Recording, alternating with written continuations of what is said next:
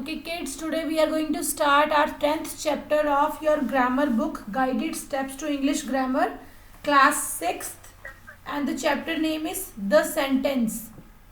The Sentence. तो आपको पता है सेंटेंस कौन सा होता है? सेंटेंस क्या होता है?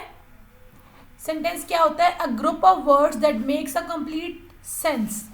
एक ऐसा वर्ड्स का ग्रुप जो कि एक कंप्लीट सेंस देता है, उसको बोलते हैं सेंटेंस. अगर हम कुछ वर्ड्स ले लें और फिर उसको बोल दें कि ये तो सेंटेंस है, तो that will not be a sentence. Like in the east. In the east क्या है? मतलब इसका ना आगे है ना पीछे है, तो इन द ईस्ट तो कोई सेंटेंस नहीं बना ना. अब नेक्स्ट है the earth moves around the sun. जो अर्थ है वो सन के अराउंड घूमती है, तो ये कंप्लीट सेंटेंस है. इसका मतलब भी निकल रहा है और इसकी सेंस भी निकल रही है, तो ये सेंटेंस है. अब on the road. On the road भी कोई सेंटेंस नहीं है.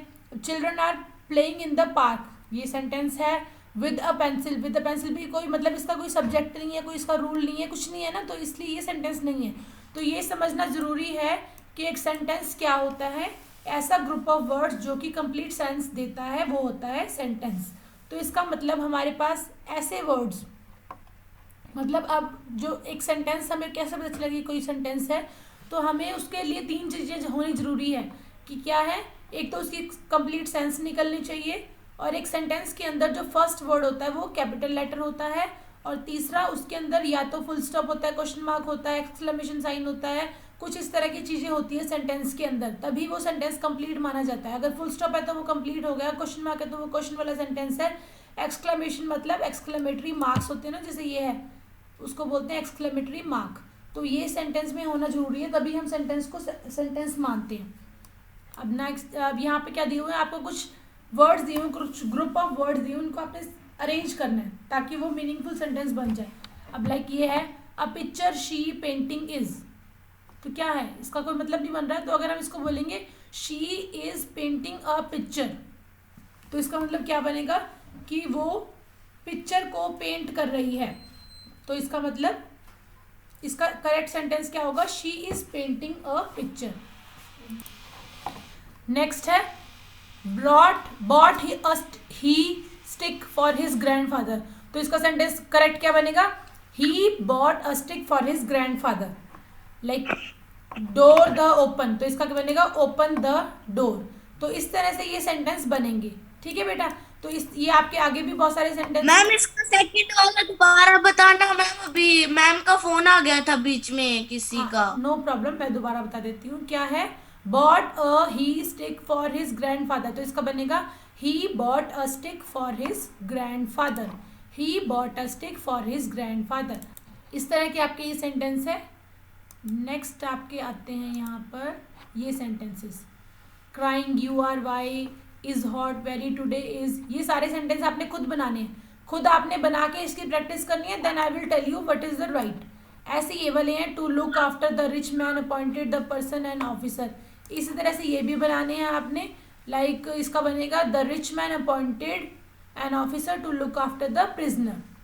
तो इस तरह की आपकी ये सेंटेंस है. उल्टे पुल्टे आपको वर्ड्स दिए हुए, इनको आपने रीअरेंज करके इसको सही बनाना है. ठीक है? फिर इसी तरह से आपका ये है. नेक्स्ट आपका पेज कौन सा है? या ये 86 नंबर पेज है. Had he great one sorrow, तो इसका बनेगा he had one great sorrow. So further we have parts of sentences. Parts क्या होते हैं? सेंटेंस के पार्ट्स क्या होते हैं? 2 पार्ट्स होते हैं सेंटेंस के. एक होता है सब्जेक्ट और एक होता है प्रेडिकेट. सब्जेक्ट क्या होता है? किसी भी सेंटेंस के अंदर नेम, किसी नेम, पर्सन का नेम है, किसी चीज का नेम है, या फिर जिसके बारे में बात हो रही है, वो होएगा सब्जेक्ट. ये सब्जेक्ट क्या हो सकता है? 1 या 2 से वर्ड से ज़्यादा का भी हो सकता है. ठीक है? तो ये क्या होता है? जिसके बारे में हम बात कर रहे हैं. लाइक यहाँ पे ना the lion lives in a den, तो हम यहाँ लॉयन हमारा मेन है वर्ड, या मेन जिसके बारे में बात कर रहे हैं, तो लॉयन क्या होगा? Subject. The lion lives in a den. Next है the queen of England is an elegant lady. The queen of England, England की जो क्वीन है, इंग्लैंड की जो रानी है, उसके बारे में बात हो रही है, तो ये पूरा क्या बन जाएगा? सब्जेक्ट. तो एक सेंटेंस के अंदर क्या होता है? मेन जिसके बारे में बात होती है वो क्या होता है? सब्जेक्ट. और जो बाकी बच जाता है सेंटेंस, जिसके अंदर वर्ब होता है, या फिर जिसके अंदर जिसके जिसके बारे में हमने जो कुछ भी बताया होता है सेंटेंस के बारे में, नाउन के बारे में, वो सारा क्या होता है? प्रेडिकेट होता है. Like the man with a stick, वो आदमी जिसके हाथ में स्टिक थी, इज माई ग्रैंडफादर, वो जिस आदमी के हाथ में स्टिक है वो मेरे ग्रैंडफादर है। तो मैन विद अ स्टिक क्या हो गया सब्जेक्ट, इज माई ग्रैंडफादर हो गया प्रेडिकेट। अब नेक्स्ट है milk is a complete food, milk के बारे में बात हो रही है, मिल्क हमारा नाउन है, मिल्क हो गया subject, is the complete food हमारा क्या हो गया प्रेडिकेट। नेक्स्ट है दे एट ऑल द मैंगोज, दे कौन सब्जेक्ट हो गया, मतलब उन्होंने सारे मैंगोज खा लिए, तो वो बाकी लाइन होगी प्रेडिकेट। तो इस तरह से आपने ये वाली नेक्स्ट एक्सरसाइज करनी है। क्या है, Mahatma Gandhi taught us the lesson of non violence, main subject हमारा क्या है महात्मा गांधी, तो ये क्या हो गया सब्जेक्ट, और जो पीछे वाला पार्ट बच गया वो क्या है प्रेडिकेट। तो इस एक्सरसाइज में आपने क्या करना है, सब्जेक्ट और प्रेडिकेट को अंडरलाइन करना है। लाइक नेक्स्ट है new Delhi is the capital of India, new Delhi हमारा क्या है नाउन, मतलब सब्जेक्ट, और is the capital of India क्या है predicate. I have read the story, I subject हो गया, I only I subject, have read the story बन गया प्रेडिकेट। तो इस तरह से आपने ये वाली एक्सरसाइज करनी है। Then we have she went to Agra yesterday, she subject हो गया, went to Agra yesterday predicate हो गया। इस तरह से आपकी ये सारी एक्सरसाइज हो जाएगी। और फिर है complete each of the sentence by adding suitable subject, नीचे बी पार्ट जो है, बी पार्ट में है ना, बी पार्ट में क्या है, इसमें आपने सब्जेक्ट लगाना है। डैश गिव्स अस वूल, वूल हमें किससे मिलती है शीप से, तो हमने लगा दिया शीप। नेक्स्ट है dash was a famous poet of Sanskrit, ये मतलब किसी संस्कृत के किसी पोएट का नाम है, तो यहाँ पे लिख दिया तुलसीदास, या कोई भी किसी भी पोएट का नाम लिख देंगे तो वो हमारा कंप्लीट हो जाएगा sentence. Then dash is near the post office, ये पोस्ट ऑफिस के पास है, तो माई हाउस लिख दिया, या फिर लिख दिया माई स्कूल, या फिर लिख दिया सिर्फ स्कूल।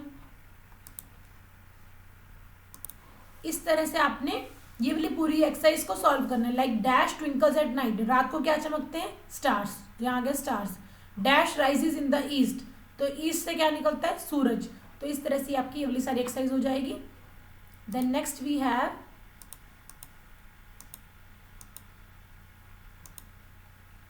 Further we have